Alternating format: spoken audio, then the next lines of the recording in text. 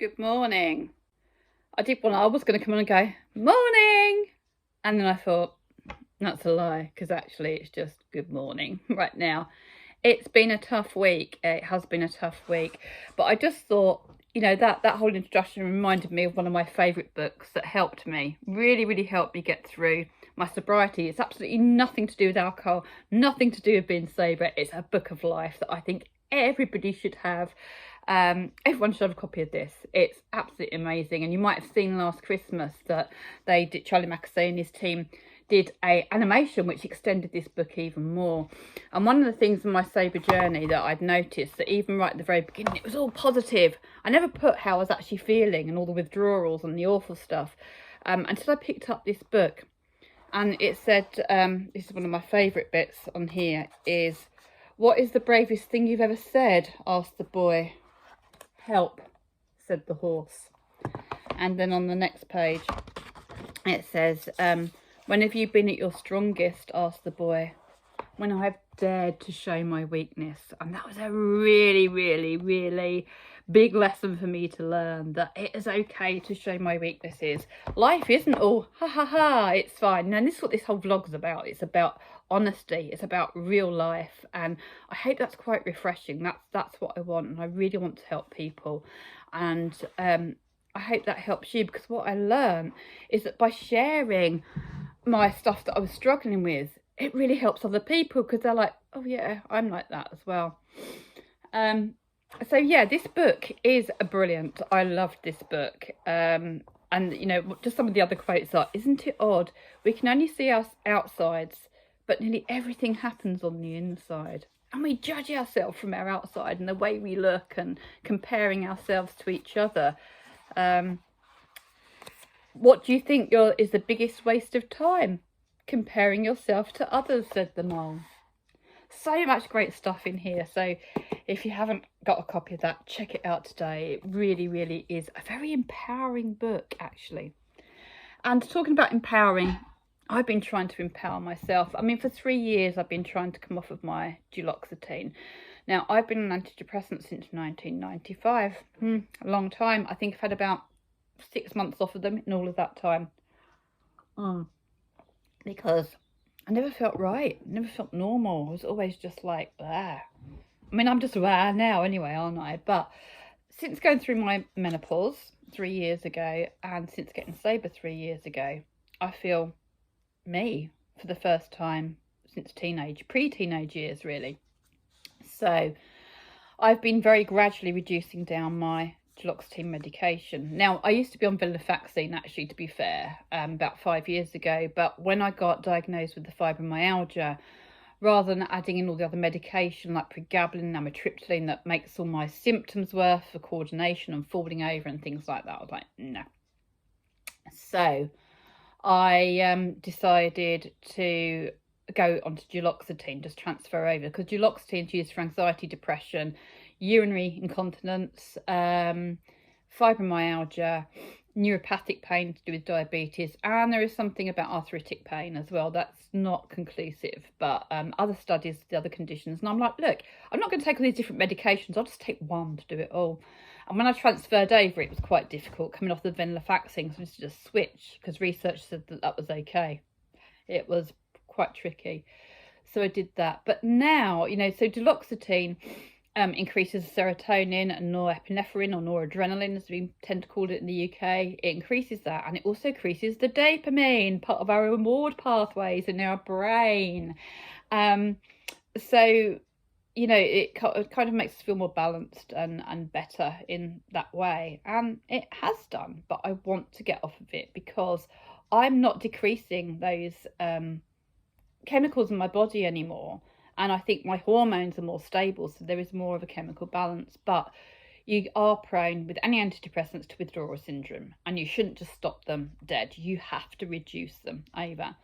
Now, I said to you at the beginning of the week, I would not recommend anyone do this without a doctor's prescription, and with doctors, backup to help you, to support you, to catch you, and telling friends as well what you're doing in case you start to fall, because sometimes when we start to relapse, we don't notice, but others do. So I started reducing, so I had 20 milligram tablets to every 36 hours. from at 24. As you can see, it's not helping with my speech or my words or my thinking. So I've really been struggling. I'm a little bit better today, funny enough, but yeah, I'm struggling still. I'm really struggling. So I was trying to save the NHS money and use up my old stock and not ask for liquid. There is a liquid that they do, but it's quite expensive and doctors aren't always prepared to prescribe it. So I have reached out to my doctor this morning and said, look, this is what I'm doing. Would you please consider prescribing me the liquid so that what I can do is come down to 10 milligrams every 24 hours. Or even 5 milligrams every 12 hours, because the half-life is only 12 hours. So even when we go 24 hours, you know, we're pushing it a bit, you know, because it's usually every 24 hours. So to go to 36 hours, I'm like, whoa, messing around with my chemicals a bit. So as I say, don't do as I say. Just listen to me waffle on and make up your own minds. I am not responsible for anything to do with medication. And I always say, you need to go and see your doctor if you're giving up drinking, if you're giving up drugs, if you're changing your medication, because you might need to change medication doses if you've given up drinking or drugs which affect, or smoking, because cigarettes affect our medication levels, or some medication levels as well. So always be careful around that. Anyway, that's what I've done this morning. I've had a week of just blur since I got back on Monday, which I tend to do when I stop riding and touring and like a mad thing around the country or flying off to other countries. I get here and reality kind of hits me and I go bang.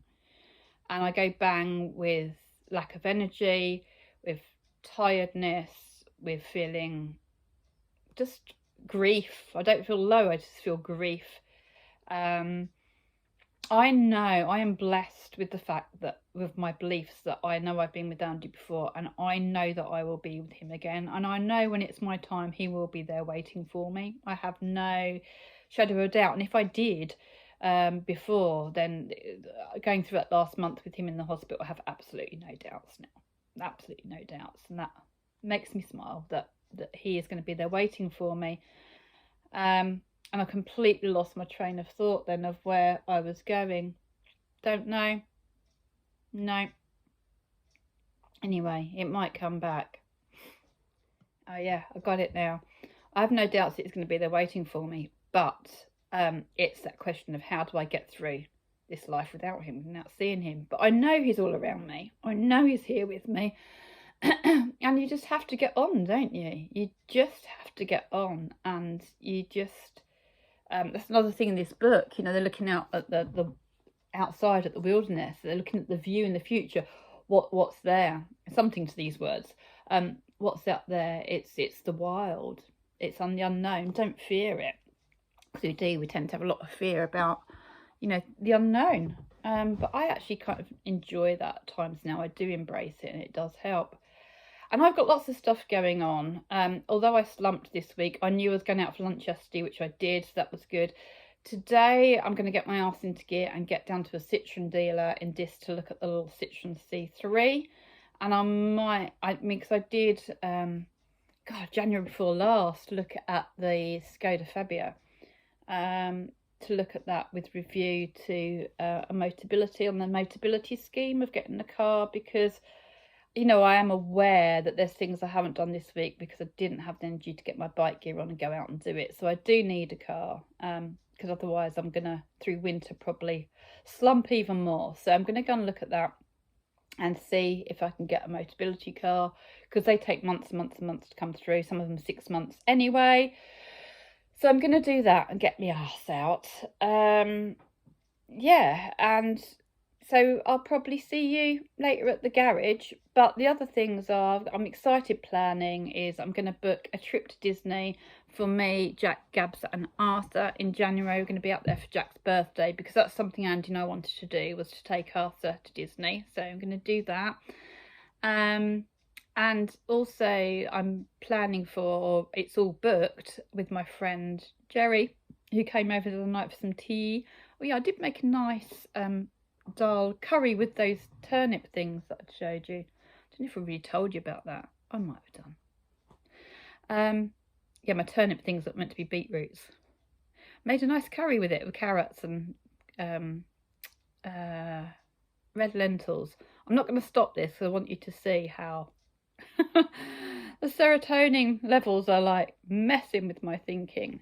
Because that's the other thing as well, is that I was reading actually today that the side effects can be like poor coordination, clumsiness, of duloxetine, dizziness, all the things actually that I have had since I went on it. So, but obviously coming off it as well, that happens. I mean, I've dropped oil, I've dropped drinks, I've knocked everything flying since these changes. So anyway, we are planning to go in about 25 days now to Kuala Lumpur. It's something we were going to do in 2020 when her sister moved out there in 2019.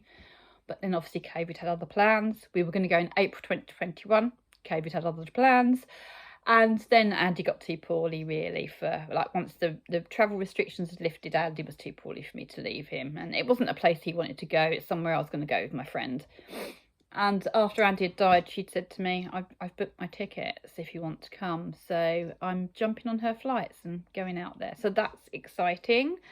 Obviously, I don't feel very excited at the moment because of my serotonin levels. I'm like, that's exciting. I'm just like, oh, but I need to get this sorted first because the thought of getting on a plane now is like, ah. But on top of that, I'm also planning to go hopefully in February. I'm not going to Spain. If you've been watching Girl in Spain way back, I was going to go for 3 months in Spain. I'm not. I'm going to hunker down here in November, December. At the moment anyway, and write my books here and January. So mostly December and January I'm going to sit because I'm not back till 8th November from Malaysia. I'm going to write a couple of my books. I'm going to give myself December, January to bang out a book each, and then I've got another book on the horizon, but that needs to be the right time to do that. And then in February I'm going to fly to Australia for a month or 3 weeks. I'm going to go to Bali. I've always wanted to go to Bali. I do not know why. I've just got a pull there. Perhaps I was there in a previous life. And then I'm going to go to India to do a 26-day tour. And then, depending on the flights, I'm looking at multi-flights. Depending on the flights, I might stop at Dubai just for a couple of nights just to check it out. So people going, you really ought to go and see it. I mean, it's not somewhere I'm really drawn to, but okay, perhaps I'll go and see it because some of the flights go there anyway. So, and then back to London. So I'm planning a 2-month tour out then. So that should be good. I'm vlogging everywhere I go and showing you all about it. So yes, lots of exciting stuff coming up. Lots to look forward to, which is going to help with my sort of medication reduction, feeding my reward pathways, increasing my serotonin, because I can't do it myself. I know I can, but it just has to be a pace at a time. Anyway, I've talked enough for now, or tried to talk. I tripped over a lot, but never mind. It is what it is. I'm perfect being me. Chin chin. Well, that's very helpful at keeping people out. I had to go and get the spares because I didn't know where they were. But if anything can get me motivated, this baby can. Oh, she's very dirty, look. Oh my goodness. I'll give her a clean later. But the thought that I've gone from that, I'm walking with that, to this. What's not to love? That's one less job to do. And apologies for misleading you. I was just going by other reviews of people saying these hoodies didn't have back panels in. But this one, by Vice, certainly does. A nice one, actually. Better than my jacket. I'm feeling like a little girl right now. I'm excited in my new hoodie, and perhaps that's making me feel a little bit more girlish. On my strings, through my jacket. But hopefully I won't lose them today. New helmet, much smaller than the other one. Perhaps because it's a kiddies one. But, do you know what? Have you noticed how my whole demeanour and mood changes once I get on Bumblebee? So I decided for a change for my Relive to come a slightly different way to this rather than going direct. And I just stopped at a little sign up the road. Can't remember what the town's called. Rush, I can't remember. But anyway, stopped to take a photo. And then just as I pulled away, cafe, I'm hungry. And oh my goodness, what a find. This place is amazing. No, they do not do gluten-free bread, and their vegetarian sausages aren't gluten-free, but they're so helpful. They're doing me some hash browns and some beans and some mushrooms and something else, or an egg. And their coffee, they've got gluten-free oat milk, so he's going to warm some coffee up for me to make me a nice milky coffee. And they got some bistro nights which look really good as well, so I'm going to take some photos of them. But they're so helpful and they're so nice and so lovely. And I met a chap in here who owns the Indian place over the way, and he's gluten-free too, and he's going to be experimenting with some lentil rolls just for himself, which sounds interesting. So I'm going to go and find him afterwards. I'm going to have my brekkie first and then go and check it out. It's just like an industrial estate area here, but it's really fab. I love it.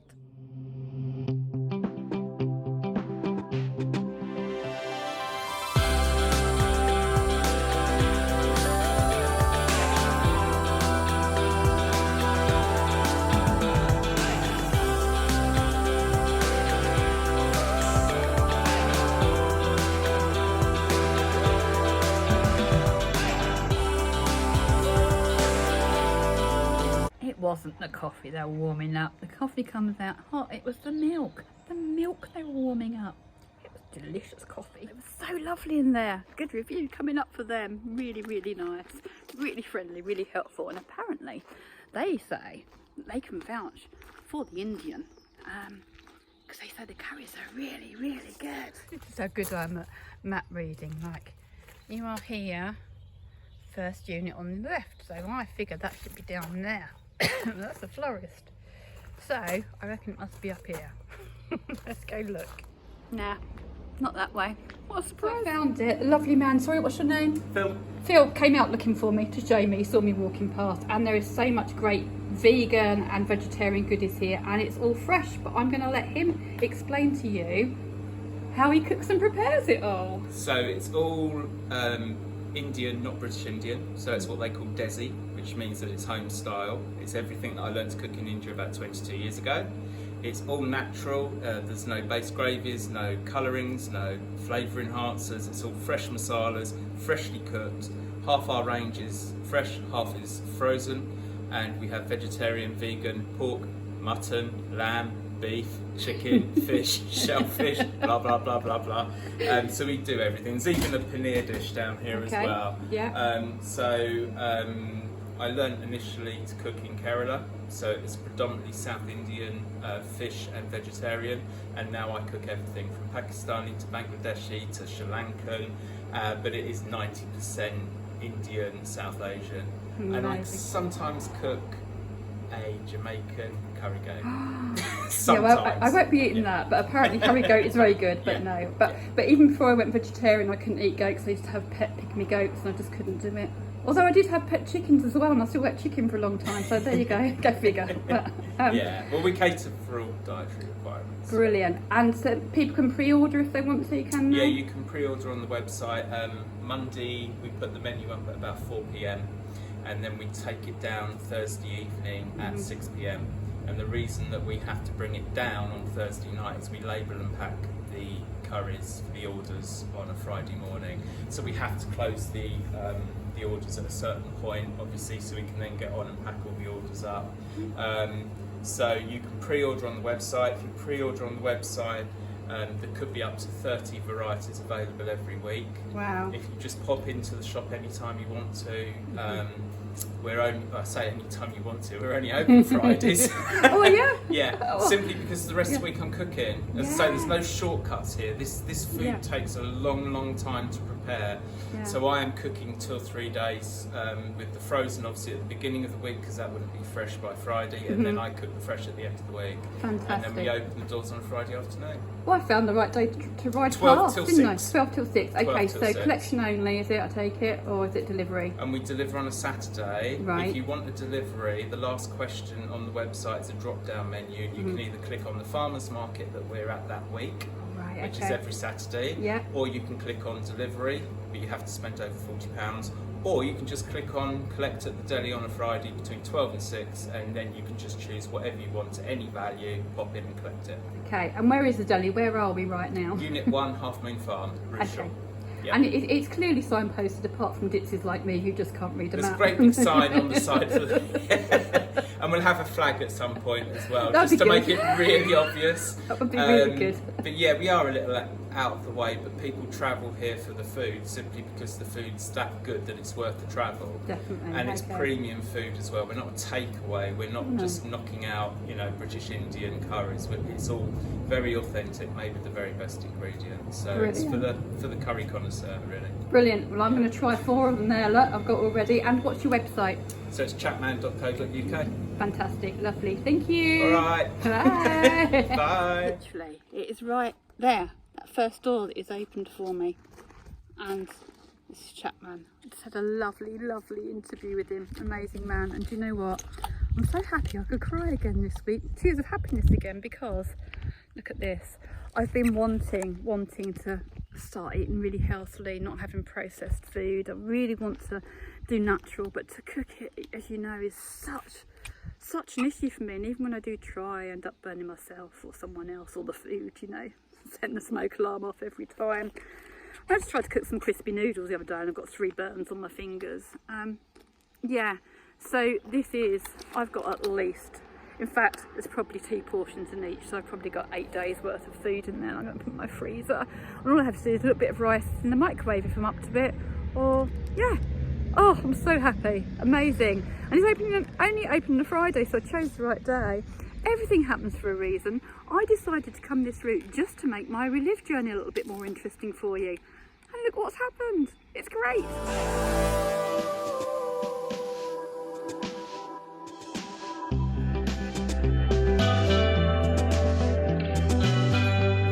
I'm here at Dis. Easy peasy, find by drive. But they don't do Motability Scheme here. They just have second-hand cars, which is fine. And I just looked at the C3 and I'm like, oh, it was a bit small. I thought it was an SUV. I went, oh, I think you're getting mixed up with the C3 Aircross, which obviously I am. And it doesn't have one here, so I can't have a look at that. Oh, it does have a Skoda Karoq though. Might have a look at that. And the Kia Sportage. They look more like the size I want.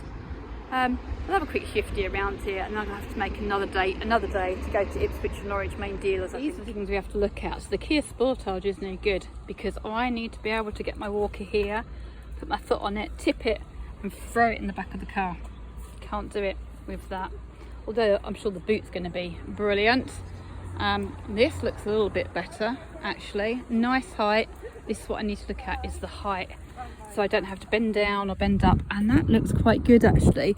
What the telling bit though is how wide this bottom bit is, because sometimes if it's too wide, again, it's not easy to get your legs over, and that's but I might look a little bit more at that. Like the Mercedes, probably won't be able to afford that anyway, even on Notability. I do like the Peugeot 3008. I used to have the 2008 once upon a time as a lease car when I was at work. That doesn't looks about the right height.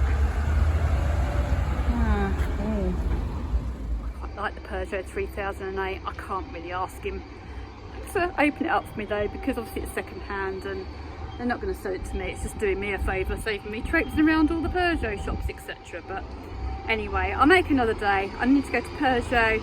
I need to go back to Skoda to look at that Kamiq again, and I think also the C3 Aircross. So that's whatever make it was. Citroen, that's right. I had to remind myself there. So a little garage tour coming up one day, but not today. I need to get home now. I might go via the 100th Squadron. It won't be open, but I just want to see what dates and what time they shut this year. So I'm here at the 100th. I went the long way because I just wanted to go the opposite direction through Skull, because I'd never ridden up through that way before, or even driven up that way, to be honest. So I did that.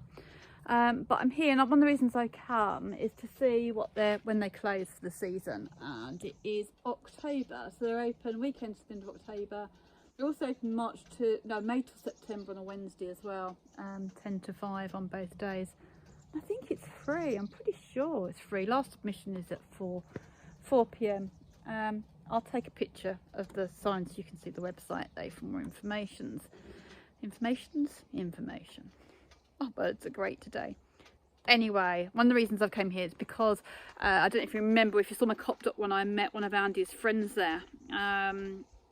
and Andy had been hoping to meet his friend Rob here for about the last year, 18 months of his life, but bless him, he was just never well enough. We couldn't make forward plans. Even our trips down to Kent and up to Yorkshire had been spur of the moment, like, right, are we having a good week? Should we go? Let's go. For both of us, really, because I, had my struggles, obviously nowhere near as bad as the struggles that Andy was having. But I bumped into it at Copdock, and we've said about coming and meeting here, but we weren't sure when it shuts, so we haven't got long, because I'm actually sort of hitting the road on the 6th, so I'm away the 7th and 8th doing Ride to the Wall.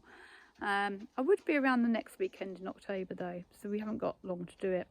Now, Andy did have a book that I bought him from here that was written by one of the guys, the airman that was based here, and he loved both this museum. We only came once, but it's really, even just standing here, I can really feel it. And you can go out and look at the watchtower and see where the runway was, and you can just imagine how it must have been for those airmen away from home as well. They're over here thousands of miles from home if it's an American base.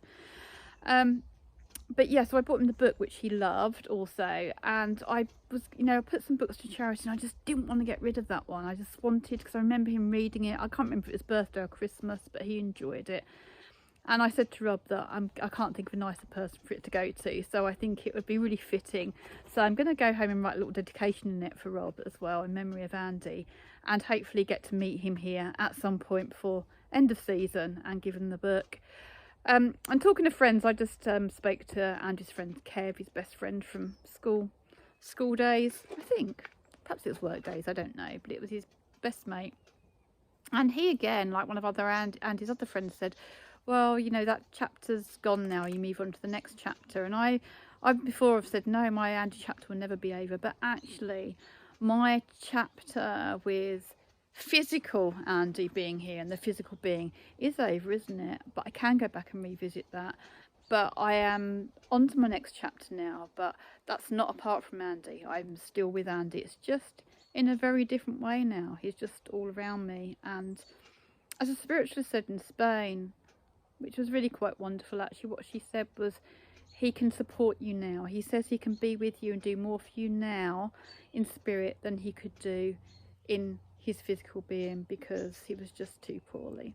And yeah, I wouldn't wish that on anyone. I did talk a little bit about anger the other day, and the anger has started to come out a little bit, but not in a nasty way. It's just there, and I'm just working through some stuff. Mostly angry with cancer, with the illness, angry with the way he was treated at times. And you know what? He was never, ever, ever given the dignity of being told that he was terminally ill. Never. Even when he's got Richter's transformation and it's like 8 to 10 months. Even when he was so poorly and I spoke to his cancer nurse, said, look, why are we not doing an advanced care plan? Or we don't do that to the 11th hour. We don't. We keep fighting for a cure in blood cancers. Perhaps they do. Until the 11th hour. And then it all happens very quickly. And it did. And they did tell him it was palliative. But they always did it with, well, we're going to start you on palliative medication. But some people live on this for 5 years. And maybe they do. But he was dying in front of me for 6 months. And they didn't give us the dignity or the choice of not having medication. Him dying a less horrible. I mean, he had a good passing, but they didn't give him the dignity of having a choice of being terminally ill, or of telling him that. And that's kind of what I'm angry about. And when I was speaking to Gary the other day, and we was talking about his brother-in-law, and he knew that. And lots of other people with leukemia and lymphoma that I've been talking to, they're told they only have 6 months or 3 months, whatever. Andy was never told that. He was just told it's very tricky. We're in a very tricky situation. And at one point he was even told that by his consultant that he was in denial. And I'm like, I went to shout at this consultant, you're the one in denial. You've not told us he's terminally ill. And I was with Andy with all those appointments, apart from a couple near the end when he was told he was palliative, so that could have been different. But I was with the appointments up to them. And, perhaps they're skirting around, dancing around the subject. But I think it's just nicer to tell people when they're terminally ill, because I remember Andy saying to me, it's okay going through all this if I'm going to survive. So anyway, I don't know if I'll put this out there for you to see or whether I'll just leave it for me, but I've probably ratted on enough, so I'm going to go either way.